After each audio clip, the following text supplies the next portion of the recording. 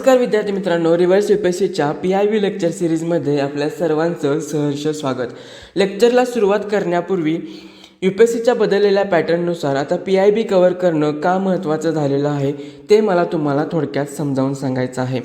UPSC पूर्वपरीक्षा 2026मध्ये PIBमधून direct 35 questions विचारण्यात आलेले होते. त्यानंतर UPSCचा रिझल्ट डिक्लेअर करताना UPSCचे जे चेअरमन आहेत अजय कुमार त्यांनी एक ट्विट केलं होतं.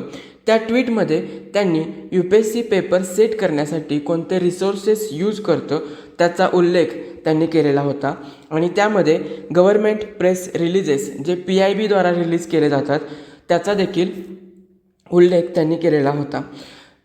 प्रिलिम्स बरोबरच मुख्य परीक्षेसाठी सुद्धा तुम्हाला PIB महत्त्वाचं असणार आहे, कारण आपल्या देशामध्ये ज्या चालू असणाऱ्या घडामोडी आहेत त्यावरती सरकारची अधिकृत भूमिका काय आहे ते तुम्हाला PIBमधून समजणार आहे.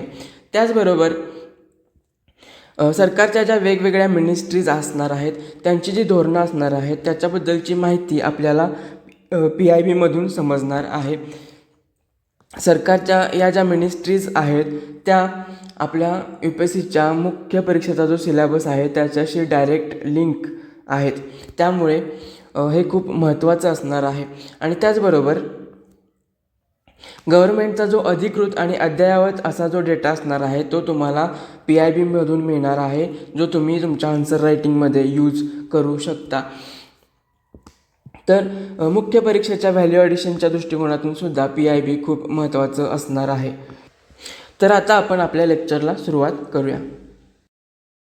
नमस्कार विद्यार्थी मित्रांनो, आजची आपली पहिली जी प्रेस रिलीज आहे ती अर्बन रिव्हर मॅनेजमेंट प्लॅनच्या संदर्भात आहे. केंद्रीय जलशक्ती मंत्रालयातर्फे ही प्रेस रिलीज प्रसारित करण्यात आलेली आहे. नागरीकरण म्हणजेच अर्बनायझेशन, त्यामुळे उद्भवणाऱ्या समस्या आणि त्यावरील उपाय हा जनरल स्टडीज पेपर 1 मधला टॉपिक. त्याचबरोबर पर्यावरण संवर्धन, प्रदूषण नियंत्रण आणि इन्फ्रास्ट्रक्चर डेव्हलपमेंट म्हणजेच पायाभूत सुविधांचा विकास हे जनरल स्टडीज पेपर 3 मधले टॉपिक. या सर्व घटकांशी तुम्ही या आर्टिकलला लिंक करू शकता. सगळ्यात पहिल्यांदा अर्बन रिव्हर मॅनेजमेंट प्लॅन म्हणजे नक्की काय आहे आणि त्याच्या अंतर्गत काय केलं जाते या सर्व गोष्टींचा अभ्यास आपण करणार आहोत. थोडक्यात सांगायचं झालं तर अर्बन रिव्हर मॅनेजमेंट प्लॅन म्हणजे नद्यांना केंद्रस्थानी ठेवून शहरांचा तयार केलेला विकास आराखडा म्हणजेच अर्बन रिव्हर मॅनेजमेंट प्लॅन होय.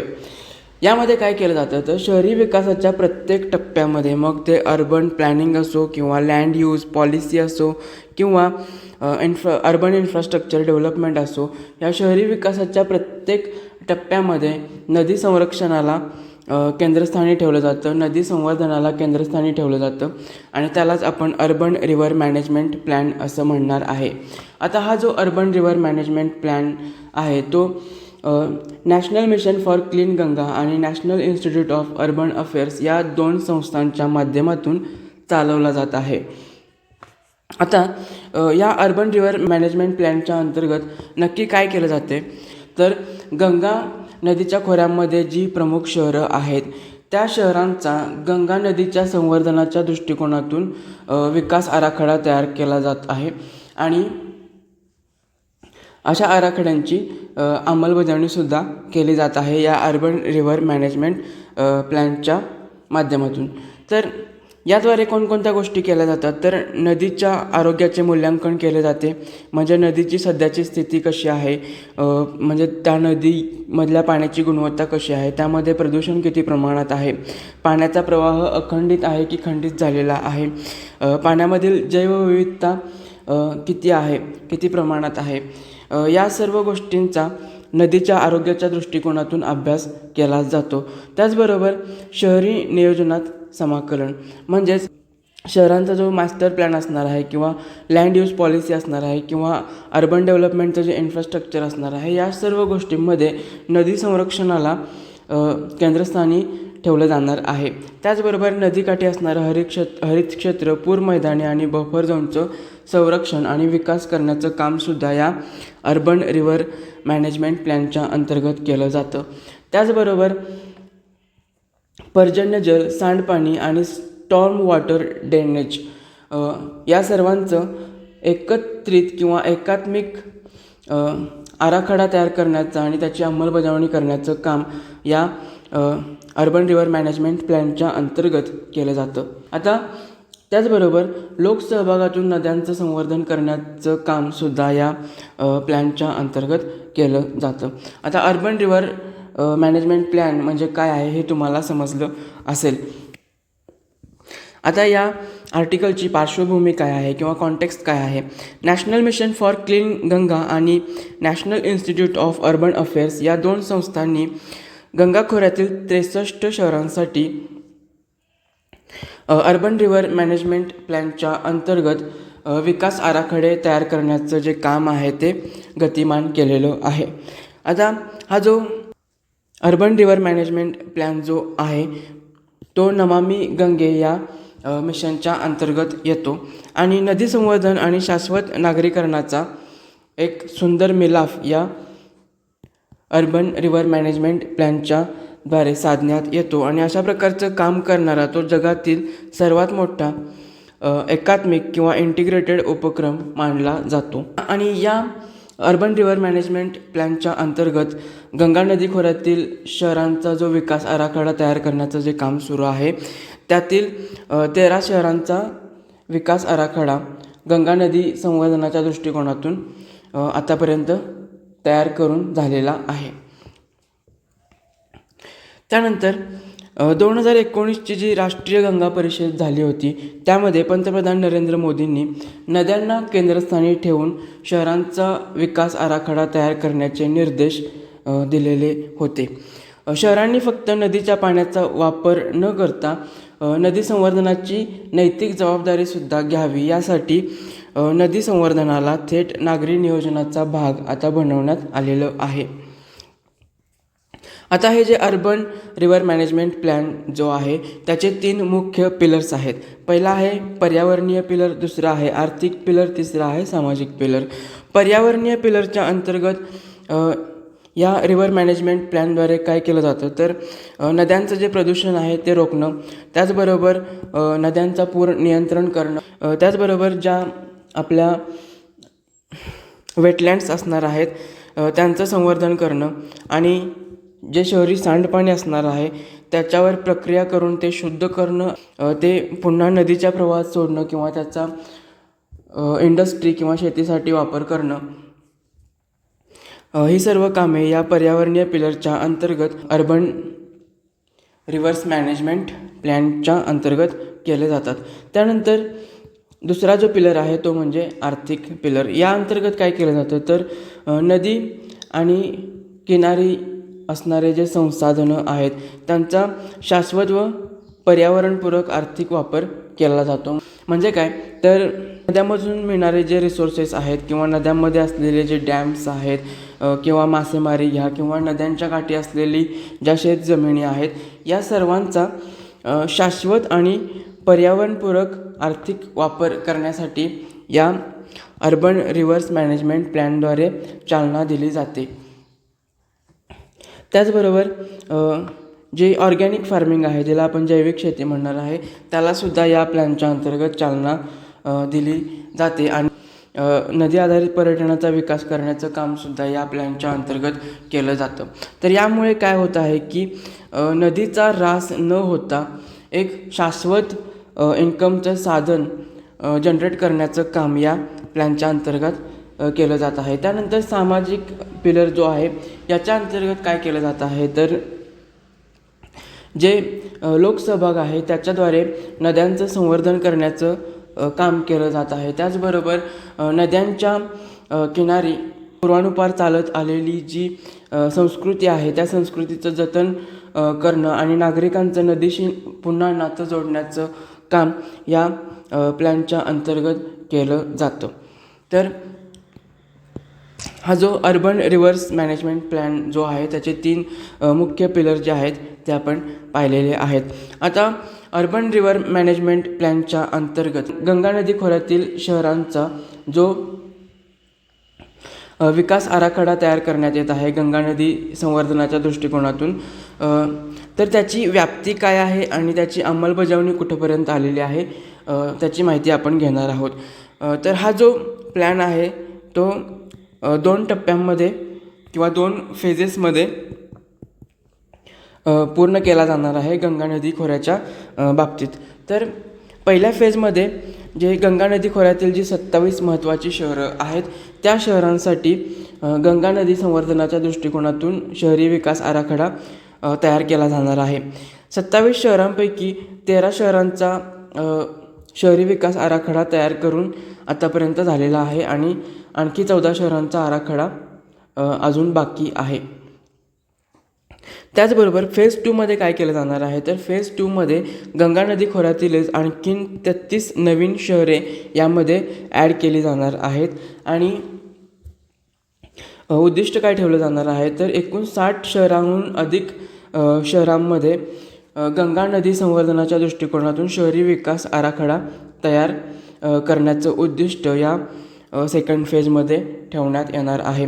आणि लाँग टर्ममध्ये सरकारचं उद्दिष्ट काय आहे, तर गंगा नदी खोऱ्यामध्ये येणारे जे सगळी जी 97 शहरं आहेत त्या सर्व शहरांचा विकास आराखडा गंगा नदी संवर्धनाच्या दृष्टिकोनातून तयार करण्याचं एक लाँग टर्म उद्दिष्ट सरकारनं ठेवलेलं आहे. आता हे जी अर्बन रिव्हर्स मॅनेजमेंट प्लॅन जो आहे त्याच्या अंतर्गत नदी संवर्धनासाठी काही नेचर बेस्ड सोल्युशन किंवा निसर्ग आधारित उपाययोजना केल्या जातात. आता त्या उपाययोजना कोणत्या आहेत त्यांची माहिती आपण घेणार आहोत. पहिला आहे कन्स्ट्रक्टेड वेटलँड. कन्स्ट्रक्टेड वेटलँड म्हणजे काय, तर जे सांडपाणी आहे ते शुद्ध करण्यासाठी नैसर्गिक वेटलँड्सचे नक्कल करून जे कृत्रिम वेटलँड्स तयार केले जातात त्याला आपण कन्स्ट्रक्टेड वेटलँड असं म्हणणार आहे. आता एक कृत्रिम किंवा कन्स्ट्रक्टेड वेटलँड कशा प्रकारे तयार केले जातात, तर यामध्ये काय केलं जातं की जसं वेटलँडमध्ये खडक असतात किंवा माती असते ती यामध्ये ॲड केली जाते. त्याचबरोबर वेटलँडमध्ये उगवणाऱ्या ज्या वनस्पती आहेत त्या या ठिकाणी लावल्या जातात आणि जे आपलं सांडपाणी आहे ते इथून या थरातून पास केलं जातं. आणि यामध्ये काय होतं की सांडपाण्यामध्ये असलेले जे दूषित घटक आहेत ते या मातीमध्ये आणि या खडकांमध्ये शोषून घेतले जातात. त्याचबरोबर त्यामध्ये असलेले जे एक्स्ट्रा न्यूट्रियंट्स जे आहेत ते या वनस्पतीद्वारे शोषून घेतले जातात आणि इथून जे बाहेर पडणारं पाणी आहे ते स्वच्छ पाणी बाहेर पडत असतं. अशा प्रकारे सांडपाणी स्वच्छ करण्यासाठी हे कृत्रिम वेटलँड्स तयार केले जातात अर्बन रिव्हर्स मॅनेजमेंट प्लॅनच्या अंतर्गत. त्यानंतर अर्बन फ्लडिंग रोखण्यासाठी आणि जो ग्राउंड वॉटर टेबल आहे त्याला रिचार्ज करण्यासाठी स्पंज लँडस्केपसुद्धा या अर्बन रिव्हर मॅनेजमेंट प्लॅनच्या अंतर्गत तयार केले जातात. आता हे स्पंज लँडस्केप काय असतात, तर शहरी भागांमध्ये आपलं जे कॉन्क्रीटचं जे ड्रेनेज आहे त्याच्यावर अवलंबून न राहता अशा प्रकारचे माती आणि खडकांचे ड्रेनेज तयार केले जातात आणि त्यावर वनस्पतीसुद्धा लावल्या जातात. आता यामुळे काय होतं की शहरी भागातील जे पाणी असणार आहे ते या ड्रेनेजमध्ये येणार आहे आणि हे जे ड्रेनेजमध्ये आलेलं जे पावसाचं पाणी आहे ते या माती आणि खडकाच्या ड्रेनेजमधून खाली पास होणार आहे आणि त्याद्वारे आपला जो ग्राउंड वॉटर टेबल जो असणार आहे तो रिचार्ज होणार आहे. त्याचबरोबर हे जे पाणी या ड्रेनेजमधून पुढे पास होणार आहे ते पाणी या झाडांच्याद्वारे अडवलं जाणार आहे आणि त्यांचा जो वेग आहे तो कमी केला जाणार आहे आणि यामुळे जे अर्बन फ्लडिंगची जी समस्या आहे ती कुठेतरी कमी होणार आहे. तर हे जे स्पंज लँडस्केप आहेत त्यामध्ये आणखीन खूप सारे प्रकार येतात. हा जो प्रकार आपण पाहिला त्याला आपण म्हणणार आहे बायोस्वेल्स.